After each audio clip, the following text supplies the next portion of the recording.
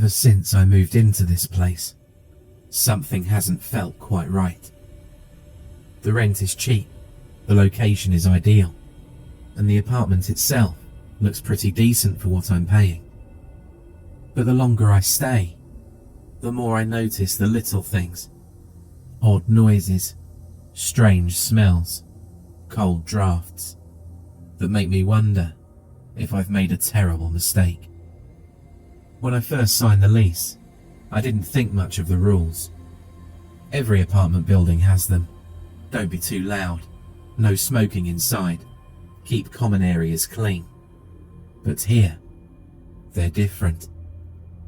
My landlord, Mr. Pratt, handed me a separate list the day I moved in. "You'll need to follow these," he said, his eyes unblinking behind smudged glasses. His fingers lingered too long when he passed me the sheet of paper, as though reluctant to let go. The list had a simple title: Rules for Tenants.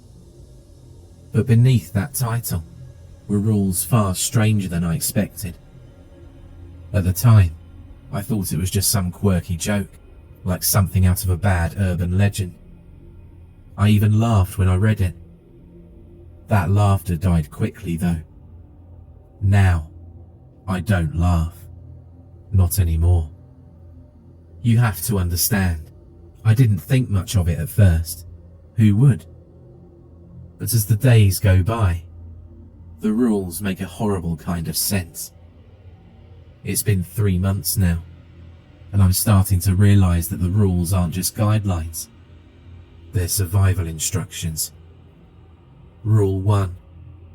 Do not use the elevator between 2:37 AM and 2:56 AM.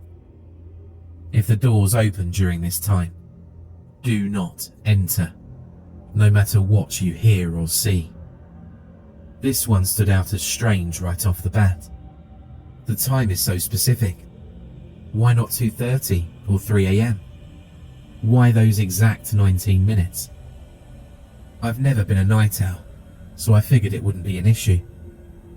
But curiosity got the best of me one night when I was up late watching TV. I glanced at the clock. 2:38 AM. I knew I shouldn't, but something about the silence of the building, the way the shadows stretched long across the floor, made me get up and press the button for the elevator. It arrived almost instantly. The doors slid open with that familiar hum, but as soon as they did, a cold, musty smell hit me, like wet earth. The inside of the elevator wasn't right either. It was wrong somehow. The walls seemed narrower, almost like the metal was bending inward, and the light flickered weakly. Then I heard it. A faint whisper. A voice, low and soft, calling from somewhere inside the elevator. I couldn't make out the words, but it didn't sound human. I backed away, my skin prickling, and as I did, the doors began to close on their own. I didn't touch that elevator again for weeks. Rule 2. If you hear a knock on your door after 11:13 PM, do not answer it. Look through the peephole. If no one is there, lock your door immediately and do not respond to any further noises. The first time it happened, I thought it was just some drunk trying to find their way home. It was well after midnight, and I was lying in bed, halfway to sleep, when there was a soft knock on my door. I froze. My mind immediately went to the list. 11:13 PM. It was well past that now, but I didn't get up right away. I convinced myself it was nothing, just a coincidence. Moments later, it came again, more insistent this time. I glanced at my phone. 12:02 AM. It wasn't my imagination. Someone was there, or something. I crept to the door, my heart racing, and peered through the peephole. Nothing. The hallway outside my apartment was empty, just the dim light of the exit sign reflecting off of the peeling wallpaper. It came yet again. This time, it came from the window on the far side of the room. I don't live on the ground floor. I backed away, my hand fumbling for the lock, and twisted it with shaking fingers. I didn't sleep at all that night.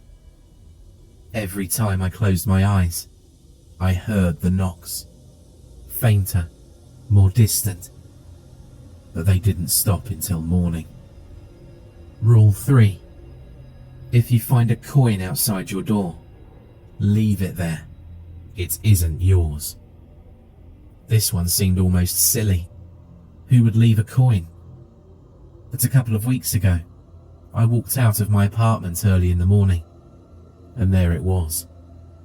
A dull, tarnished coin, sitting perfectly in the center of my doormat. I bent down, reaching for it, but as my fingers hovered over the coin, I felt an electricity in the air. It was like something was watching me, waiting for me to make a move. I pulled my hand back and left the coin where it was. When I came back later that evening, it was gone. I never saw it again. Rule 4. If you hear crying from the apartment directly above yours, between 1 a.m. and 3 a.m., do not investigate. I live on the top floor. For weeks, nothing happened. No knocking, no coins, no strange sounds. I almost started to think that the rules were just a weird gimmick the landlord used to scare off troublemakers. But then one night, I woke up to a sound that terrified me to my core. It was soft at first, barely audible, but unmistakable. Crying. The muffled sound of someone sobbing, coming from directly above me. I glanced at the clock. 2:14 a.m. There was no apartment above mine. The crying continued, growing louder, more desperate. Whoever it was sounded like they were in pain, like they needed help. I pulled the blankets up to my chin, my heart pounding, but I didn't move. I couldn't. The rule echoed in my mind. Do not investigate. The crying went on for what felt like hours. I tried covering my ears, but the sound seeped through, filling the room until it was all I could hear. And then, as suddenly as it started, it stopped. The silence that followed was worse. I stayed awake, staring at the ceiling, too afraid to close my eyes. The next morning, when I walked out of my apartment, I noticed something strange. The ceiling above my door had a faint, wet stain, like something had leaked through from above. As I said before, there is no apartment above mine. The day after, I went up to the roof to investigate. It was completely empty, with no sign of anything strange. Rule 5. Never go into apartment 6B. It is not empty. I've never been in apartment 6B. I don't think anyone has. It's the unit at the very end of the hall, and every time I walk past it, I get this strange feeling. I can't quite put my finger on it. The door is always closed, the blinds drawn, but every now and then, I hear noises from inside. Soft thuds, whispers, the creak of floorboards. I asked Mr. Pratt about it once. He didn't answer, just gave me this look, a mix of fear and irritation, and told me to mind my own business. After that, I didn't bring it up again. But last week, something happened. I was coming home late, around midnight, when I noticed the door to apartment 6B was ajar. Not wide open, just a crack. I should have walked past. I should have ignored it. But something drew me closer. I don't know if it was curiosity or something more sinister, but I found myself standing in front of the door, my hand hovering over the doorknob. There was a sound from inside, a faint shuffle, like footsteps dragging across the floor. My pulse quickened and I leaned forward, just enough to peek through the crack. I wish I hadn't. There was nothing. No furniture, no lights, just darkness. But in that darkness, I saw something. A figure, tall and thin, standing motionless in the center of the room, its head cocked slightly to one side. Its eyes were open. I stumbled back and slammed the door shut. I haven't been near apartment 6B since. Rule 6. Do not speak to the neighbours after dark. They aren't what they seem. I try to avoid my neighbours as much as possible. Most of them keep to themselves, and I've noticed that the building is oddly quiet for how many people supposedly live here. I've seen a few faces in passing, but they're always in a hurry, always avoiding eye contact. There's an older woman who lives 2 doors down from me, Mrs. Henderson. She's always been friendly, always smiled when we crossed paths. But last night, something changed. It was around 9 p.m, and I was coming back from the grocery store when I saw her standing by the elevator, staring at me. I smiled, gave her a small nod, but she didn't move. Her eyes followed me as I walked past, unblinking. Her lips parted slightly, as if she were about to speak. I sped up my walk, trying to get to the safety of my apartment as soon as I could. When I reached my door, I glanced back. Mrs. Henderson was still there, still staring. But this time, her head was tilted at an unnatural angle. Her neck bent too far to one side. I hurried inside and locked the door behind me. I didn't sleep that night. Rule 7. If you hear the sound of keys jingling outside your door in the middle of the night, stay perfectly still. Do not make a sound. It happened last night. I was lying in bed, trying to ignore the usual creaks and groans of the building, when I heard it. The soft jingle of keys, just outside my door.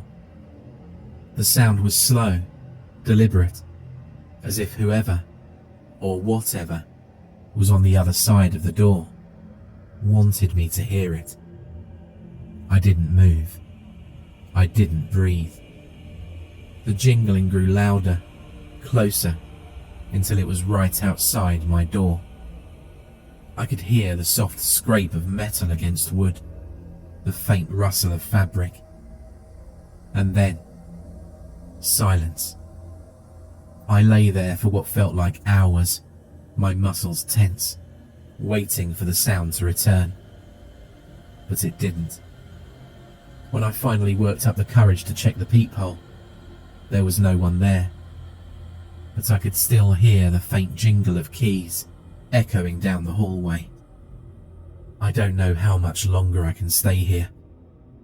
The rules are getting harder to follow, and the things I've seen, things I can't explain, are starting to wear on me. I've thought about leaving, about packing up and finding somewhere else to live. But something keeps holding me back. Something about this place feels wrong, like it doesn't want to let me go.